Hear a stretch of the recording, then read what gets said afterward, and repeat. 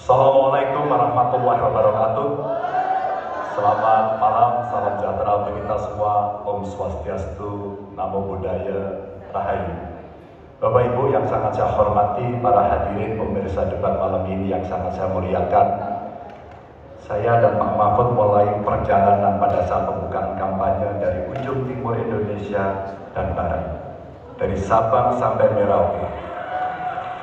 Hanya ingin mendengarkan dan ingin melihat secara langsung apa yang disampaikan oleh rakyat, apa yang dirasakan oleh rakyat, sehingga ketika kontestasi 5 tahunan ini berlangsung, harapan itu ada dan masuk dalam pikiran seorang pemimpin. Satunya pikiran, perkataan, dan perbuatan. Ini sesuatu yang sungguh penting. Di Merauke kami menemukan pendeta namanya Pak Leo. Dia harus menolong seorang ibu ingin melahirkan karena tidak ada fasilitas kesehatan, dan dia belajar dari YouTube sesuatu hak kesehatan yang tidak bisa didapat. Maka kita sampaikan kepada pendeta Leo, kami akan bangunkan itu dan kami akan kerahkan seluruh Indonesia bahwa satu desa, satu puskesmas atau pustu dengan satu nakes yang ada. Pak Mahfud juga menyampaikan kepada para guru yang ada di Aceh, di Sabang sana, ada juga guru agama di sana. Kita ingin membangun Indonesia yang hebat dengan SDM yang unggul. Tapi apakah kita sudah memperhatikan mereka? Tentu kemajuan yang selama ini ada mesti kita lakukan jauh lebih cepat, lebih satset, dan perhatian itu mesti diberikan. Dan itulah di sana kita memperhatikan nasib para guru, termasuk guru agama. Insentif kepada mereka kita berikan agar mereka bisa mengajarkan agama yang ada. Bapak Ibu, cerita ini belum cukup. Saya berjalan ke NTT. Kami ketemu dengan masyarakat yang ada di sana. Pak Ganjar, kenapa kami anak muda tidak mudah mendapatkan akses pekerjaan? Padahal itu hak kami. Kenapa kemudian kami mendapatkan kesulitan untuk akses internet padahal kami butuh belajar? Tidak sama dengan yang di Jawa. Catatan inilah yang mendorong pikiran kami, internet gratis untuk para siswa yang agar mereka punya kesamaan dengan kita semua yang ada di Jawa ini. Kami bergeser lagi, kemudian ketemu kawan-kawan penyandang disabilitas di NTB. Betapa bahagianya saya karena ketemu dengan orang yang berjuang dengan keras agar dia bisa setara, dan pemerintah mesti perhatikan mereka untuk memberikan kesetaraan pada mereka itu. Tapi Bapak Ibu, saya mendengar ketika demokratisasi mesti berjalan dan demokrasi mesti kita jaga bersama, ada Ibu Sinta yang ketika menyampaikan pendapat harus berurusan dengan aparat keamanan. Ada Melki, ketua BEM, yang kemudian ibunya harus diperiksa. Maka yang seperti ini harus usai. Dan mereka bisa mendapatkan kebaikan-kebaikan kalau governance terjadi. Maka yang ada di Kalimantan kami temukan masyarakat Dayak, mereka suku-suku yang ada, libatkan dong kami agar kami bisa mendapatkan akses yang sama. Semua ini bisa berjalan kalau kemudian pemerintahnya bersih. Pemerintah hanya bisa akomodatif dan kita sikap korupsi itu tidak dengan kata-kata. Pak Mahfud adalah mitra saya yang selama ini sebagai Menko mengeksekusi itu dengan baik. Kita akan lakukan itu. Kami mohon dukungan rakyat, perintahkan kami untuk melakukan.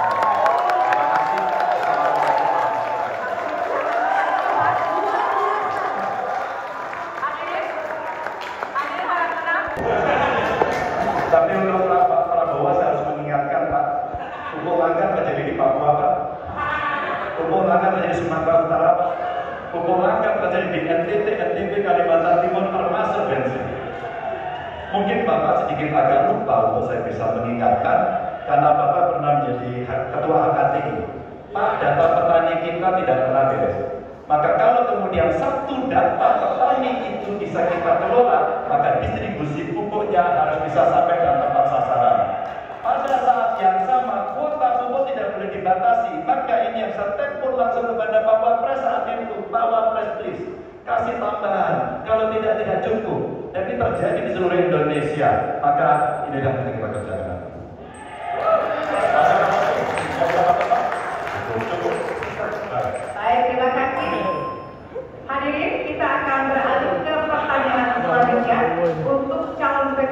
nomor urut 1. Kami silakan kepada panelis Bapak Gun Herianto untuk mengambil subtema di fishbowl. Waktunya 2 menit dimulai dari sekarang. Setiap pelanggaran hukum tidak boleh dibiarkan tak dihukum. Karena apabila dibiarkan, dia akan menular dan dia akan dianggap sebagai sesuatu yang benar. Karena itu langkah yang pertama adalah setiap kali ada pelanggaran dikerjakan oleh siapapun, kapanpun, dimanapun, maka tegakkan aturan, tegakkan hukum. Nomor 1. Yang kedua, ketika kita berbicara kerukunan, maka kita harus melakukan usaha berkomunikasi dengan semua. Negara tidak boleh memusuhi salah satu unsur yang ada di masyarakat. Negara adalah penyelenggara yang harus menjangkau semua. Kami mungkin tidak suka, mungkin tidak setuju dengan pikiran seseorang, tapi negara harus memberikan hak kepada dia untuk berbicara, termasuk untuk mengkritik.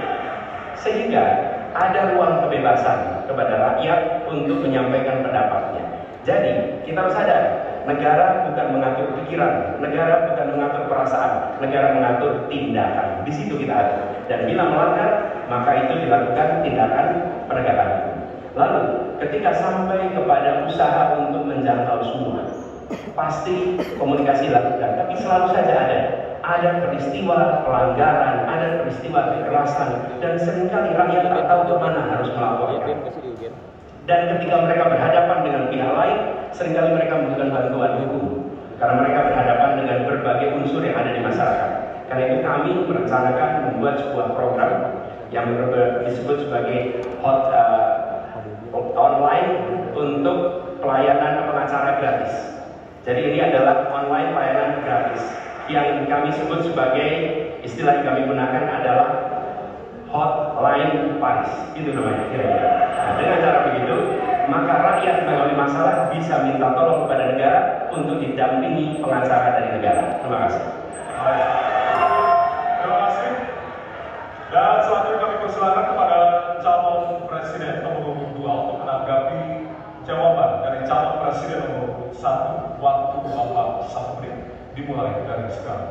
Yang sangat dirasakan oleh banyak kelompok, terutama kelompok minoritas, Pak. Saya ingin tanya bagaimana tanggapan Bapak tentang keluhan adanya kelompok-kelompok minoritas yang ingin membuat tempat ibadah tapi sangat sulit karena faktor-faktor yang dipersulit oleh birokrasi dan sebagainya. Bapak, sudah cukup? Baik, terima kasih. Selanjutnya kami persilahkan kepada calon presiden nomor urut 3 untuk menanggapi jawaban calon presiden nomor urut 1. Waktunya 1 menit dimulai dari sekarang. Ada yang lebih penting saya kira meskipun seluruh proses memang masih dilalui. Penegakan hukumnya, hukum yang bersalah dan aparat hukum tidak boleh ragu pada soal itu. Tapi ketika kemudian kita kembalikan pada persoalan yang potensial muncul, itulah kenapa Pak Mahfud kemarin di Sabang berbicara dengan banyak tokoh agama agar di samping pendidikan agama mereka memberikan juga pendidikan budi pekerti agar kemudian dia bisa mengerti sejak awal bagaimana berbeda dalam suku, agama, golongan sehingga mereka akan bisa bareng-bareng memahami. FKUB, tokoh masyarakat semua dilibatkan dalam proses keseharian dalam pengambilan keputusan. Kalau itu bisa terjadi, rasa-rasanya bangsa ini akan membangun harkat dan martabatnya karena kita memang berbeda, tapi kita dipersatukan. Masih ada waktu, Pak? Cukup. Ya. Dan selanjutnya, kami persilakan kepada calon presiden nomor urut 1 untuk merespon tanggapan dari kedua calon presiden lainnya. Dan waktu Bapak 1 menit dimulai dari sekarang. Terima kasih Pak Prabowo. Kami sampaikan bahwa ketika kami bertugas di Jakarta, maka ada begitu banyak izin-izin gereja yang mandek 30 tahun, 40 tahun dan tuntas dibereskan. Antrian yang amat panjang yang tidak pernah selesai, dan kemudian banyak kelompok agama dari mulai Buddha, Hindu, Kristen yang mengalami kesulitan mendirikan tempat ibadah, mereka menerima izin tempat ibadah dan mereka bisa beribadah dengan baik. Dan kalau boleh saya laporkan, dalam sejarah Gubernur Jakarta yang paling banyak memberikan izin rumah ibadah adalah Gubernur Anies Baswedan.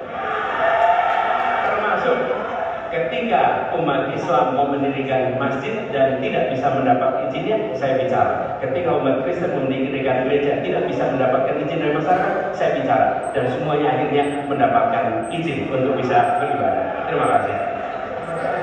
Baik, sudah cukup Bapak? Masih ada waktu? Cukup ya?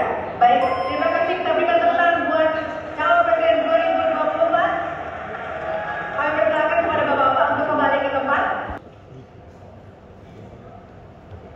Pertanyaan untuk sub tema pemberantasan korupsi. Penegakan hukum atas tindak pidana korupsi menunjukkan rata-rata tren vonis pengadilan yang relatif rendah dan minimnya angka pengembalian aset. Pertanyaan, apa terobosan yang akan Anda lakukan untuk menimbulkan efek jerah bagi pelaku korupsi sekaligus menyelamatkan aset negara yang dikorupsi? Waktu Anda 2 menit Bapak, dimulai dari situ. Terima kasih. Yang pertama dari sisi penegakan hukumnya dulu. Maka kalau saya mulai dari sini, maka yang dilakukan adalah pemiskinan. Yang kedua, perampasan aset. Maka segera kita bereskan undang-undang perampasan aset dan kebijakan yang korupsi, bawa ke Nusa Kambangan agar bisa punya efek jerah bahwa ini tidak main-main. Namun yang perlu diberikan adalah contoh dari seorang pemimpin bahwa dia hidup sederhana, dia tidak bermewah-mewah, dia mengajarkan bagaimana integritas itu dibangun. Untuk para pejabat, ada 2 yang penting sekali. Satu, biarkan mereka berkembang dengan meritokrasi yang baik sehingga pada saat menduduki jabatan tidak ada lagi jual beli jabatan. Yang kedua, jangan biarkan mereka store pada pemimpinnya. Kalau ini terjadi, kerunyaman itu akan muncul. Data ICW menunjukkan sekitar 230-an triliun dalam 10 tahun terakhir kerugian negara itu terjadi. Dan ini ekuivalen kalau bisa kita pakai untuk membuat puskesmas kira-kira 27.000. Terbayangkan oleh kita, edukasi itu mesti kita tunjukkan dengan sekali lagi teladan dari seorang pemimpin, dan pemimpin tidak boleh ragu untuk memutuskan itu. Baik.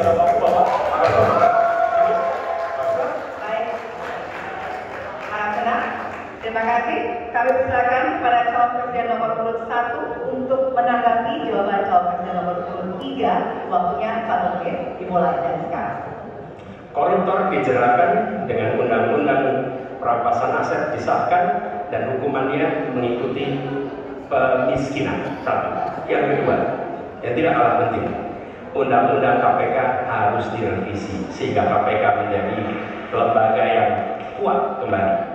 Yang ketiga, diberikan imbalan reward kepada mereka yang membantu melakukan pelaporan, penyelidikan, sehingga ketika melaporkan kita akan punya partisipasi masyarakat, dan itu dibolehkan oleh undang-undang. Dengan begitu maka bukan hanya aparat penegak hukum, tapi seluruh rakyat ikut memerangi korupsi. Korupsi harus gerakan anti korupsi harus menjadi gerakan semesta yang melibatkan seluruh rakyat. Kemudian yang keempat, yang tidak kalah penting adalah standar etika untuk pimpinan KPK harus standar yang tinggi. Terima kasih.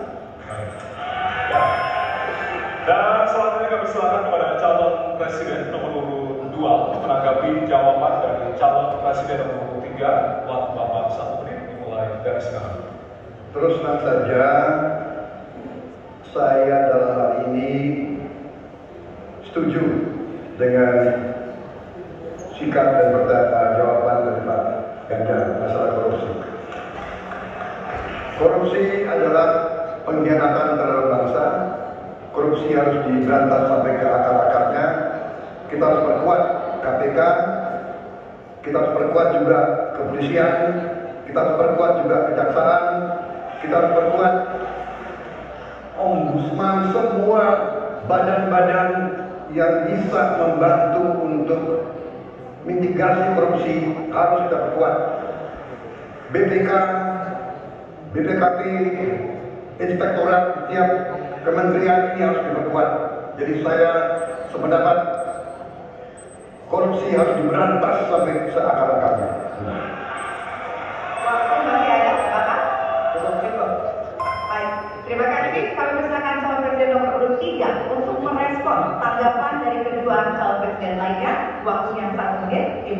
sekarang. Terima kasih. Ternyata pada isu ini di antara tiga kami relatif sepakat. Mudah-mudahan ini harapan baik untuk masyarakat. Maka yang mesti kita sampaikan kepada masyarakat, inilah janji politik di depan rakyat. Maka kalau kemudian kita bisa menyatukan yang saya sampaikan di awal, pikiran kita sudah sama, perkataan kita sudah sama, maka kalau perbuatannya tidak sama, kita yang dihukum oleh rakyat. Maka mudah-mudahan pemilu besok ini akan menghasilkan semangat yang sama untuk kita memberantas korupsi. Integritas itu penting sekali dan nomor satu. Ya, dan kita akan beralih ke pertanyaan selanjutnya untuk calon presiden nomor urut 1. Kami persilakan kepada panelis Bapak Wirohi untuk mengambil subtema di fishbowl. Kami persilakan.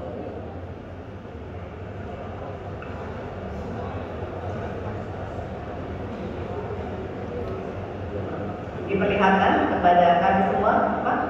Apa? Baik, temanya adalah penguatan demokrasi. Baik. Baik, selanjutnya kepada panelis Ibu Susi Dwi Haryati untuk mengambil pertanyaan dari fishbowl. Hurufnya adalah A. Penguatan demokrasi dengan amplop A. Baik. Masih tersegel Bapak Ibu. Kita akan masukkan.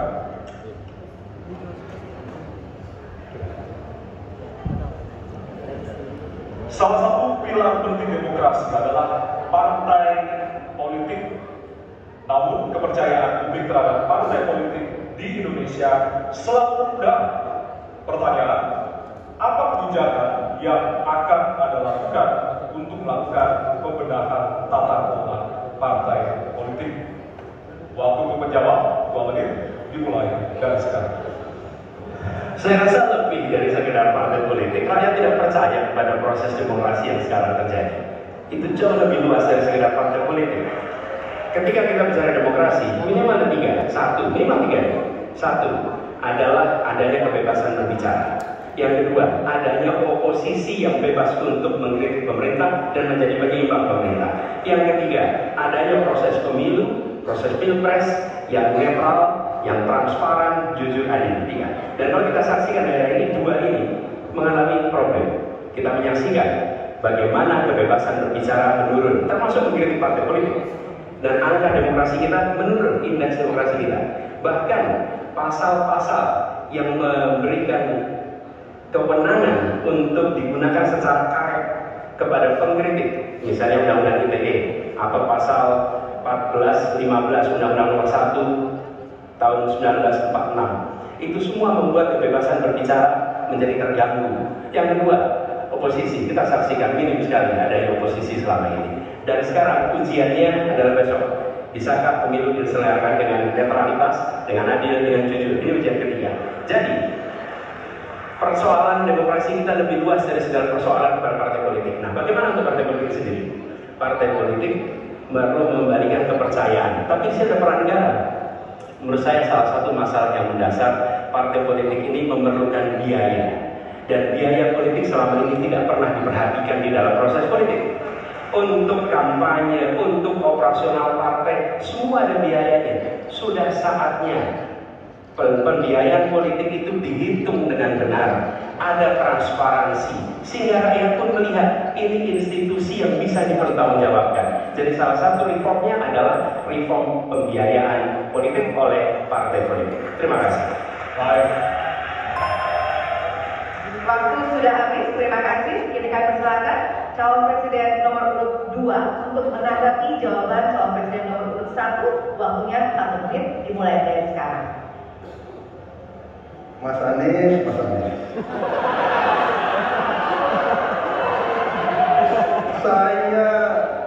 Saya berpendapat Mas Anies ini agak berlebihan. Mas Anies mengeluh tentang demokrasi ini dan itu dan ini. Mas Anies dipilih jadi gubernur DKI menghadapi pemerintah yang berkuasa. Saya yang musuh bakat.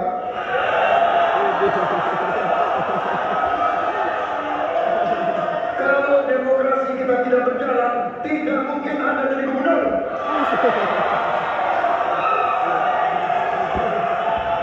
Kalau Jokowi diktator, Anda tidak mungkin jadi gubernur.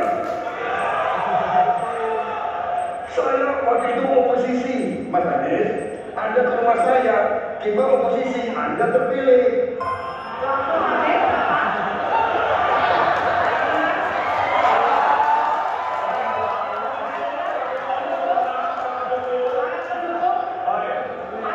Kita akan lanjutkan dialog kita. Para tenang, hadirin, para tenang. Kami sampaikan kembali, hadirin, para tenang. Apabila tidak tenang, maka debat tidak dapat dilanjutkan. Ya, kami mohon kerjasamanya kepada para hadirin yang berada di halaman KPU untuk bisa menaati aturan yang telah kita sepakati bersama. Ya. Baik, selanjutnya kepada calon presiden nomor urut 3, kami silakan untuk menanggapi jawaban calon presiden nomor urut 1, waktunya 1 menit dari sekarang. Saya jadi tidak enak ini Mbak hari ini. Mohon maaf. Saya tidak enak karena dua kawan saya sedang tagih janji dan membuka buku lama. Tapi percayalah begini, yang pertama tidak ada demokrasi tanpa partai politik. Tidak ada, suka tidak suka mau tidak mau. Dan fungsi partai politik itu adalah agregasi, sumber rekrutmen kader, pendidikan politik. Kebetulan saya pernah menjadi ketua pansus undang-undang partai politik. Maka pada saat perdebatan penguatan dari sisi anggaran, penguatan dari sisi partisipasi masyarakat mesti dilakukan, satu tidak terlalu banyak yang setuju. Maka Mas Anies, soal oposisi tidak oposisi, soal kepentingan saja kok. Tidak bertemu dan kemudian kita akan bersikap pada posisi masing-masing. Tapi yang penting pendidikan politik kepada masyarakat itulah yang menjadi PR besar dari partai politik. Waktu Anda habis, Bapak. Ya, dan kita akan lanjutkan. Baik, kita akan lanjutkan debatnya, Bapak Ibu. Kita akan lanjutkan ke pertanyaan selanjutnya untuk calon presiden nomor urut 1. Ya. Untuk merespon tanggapan dari dua calon presiden lainnya, waktunya 1 menit dari sekarang. Terima kasih. Ketika kita menghadapi sebuah proses demokrasi, di situ ada pemerintah dan ada oposisi. Dua-duanya sama terhormat. Dan ketika proses pengambilan keputusan itu dilakukan, bila ada oposisi, maka selalu ada pandangan perspektif berbeda yang membuat masyarakat bisa menilai. Karena itu oposisi itu penting dan sama-sama terhormat. Sayangnya tidak semua orang tahan untuk berada menjadi oposisi. Ya. Seperti sampaikan Pak Prabowo tidak tahan untuk menjadi oposisi. Apa yang terjadi? Beliau sendiri menyampaikan bahwa tidak berada dalam kekuasaan membuat tidak bisa berbisnis, tidak bisa berusaha. Karena itu harus berada dalam kekuasaan. Kekuasaan lebih dari soal bisnis, kekuasaan lebih dari soal uang, kekuasaan dan soal kehormatan untuk menjalankan kedaulatan rakyat.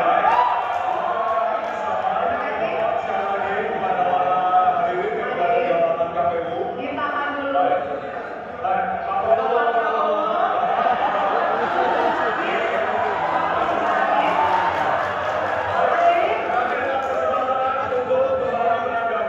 Baik, dan kita akan beralih ke pertanyaan terakhir untuk segmen ini dan untuk calon presiden nomor urut 2. Baik, kami persilakan kepada panelis, kepada Bapak Agus Wiwanto untuk mengambil tema.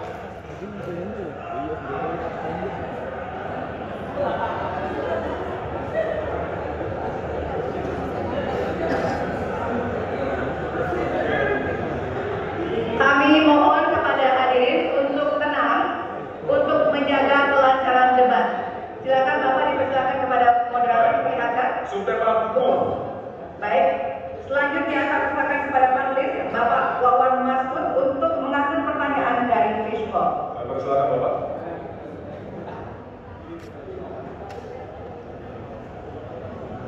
Baik, Amplop A. amplop A. Ya, Mas Sutarsayo, kita akan buka.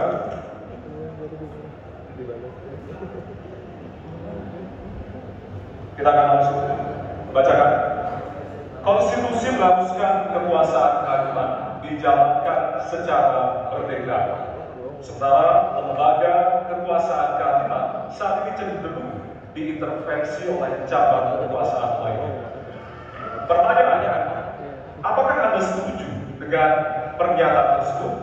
Apa alasannya dan apa komitmen Anda untuk menjaga independensi kekuasaan kehakiman? Waktu Anda 2 menit, Bapak, mulai dari sekarang.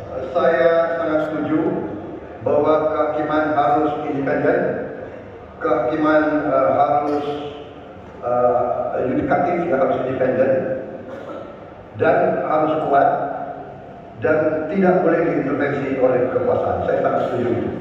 Dan saya berkomitmen untuk memperkuat itu. Manakala saya menerima mandat dari rakyat, saya akan memperbaiki kualitas hidup semua hakim-hakim di Republik Indonesia, semua pekerja di sekitar pengadilan, dan semua penegak hukum akan saya perbaiki kualitas hidupnya, gajinya diperbaiki, supaya mereka tidak dapat diintervensi, tidak dapat disogok, tidak dapat dikorup. Itu komitmen saya kepada rakyat Indonesia.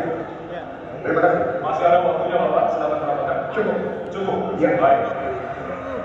Baik, selanjutnya akan silakan kepada calon presiden nomor urut 3 untuk memberikan tanggapan kepada jawaban calon presiden nomor urut 2. Waktunya 1 menit dari sekarang. Terima kasih, komitmennya Pak Prabowo luar biasa.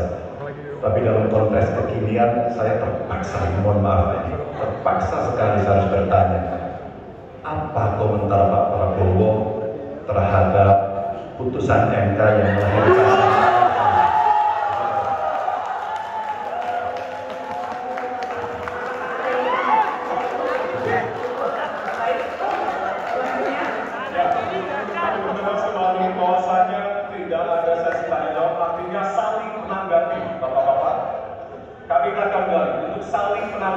dari masing-masing calon presiden. Dan selanjutnya kita akan berikan kesempatan kepada calon presiden nomor urut 1 untuk menanggapi calon presiden nomor urut 2 dan nomor 3. Satu visi statement saya. Kenapa, Bapak? Apakah saya harus merevisi statement saya atau tidak? Tidak, nanti kami akan untuk saling menanggapi dan saling menanya, Bapak. Makanya, apakah saya harus merevisi? Karena tadi betulnya pertanyaan. Nanti kita akan berikan kesempatan untuk Tidak perlu ya? Tidak perlu, Pak. Kami persilakan kepada calon presiden nomor 1. Waktu Anda 1. Ya, jadi ketika saya bertugas sebagai presiden, maka saya akan tegaskan kepada semua yang berada di lingkar judisial bahwa tugas Anda bukan hanya menegakkan hukum, tugas Anda menghadirkan rasa keadilan. Nomor 1, tegaskan itu. Yang kedua, bila terjadi praktek-praktek di mana keadilan tidak hadir, maka negara tidak boleh diam dan mengatakan, itu kan proses hukum, tidak bisa. Justru negara mempertanyakan apa yang sesungguhnya terjadi. Dan itulah yang benar harus dikerjakan oleh negara, memastikan bahwa proses hukum benar-benar berorientasi kepada keadilan.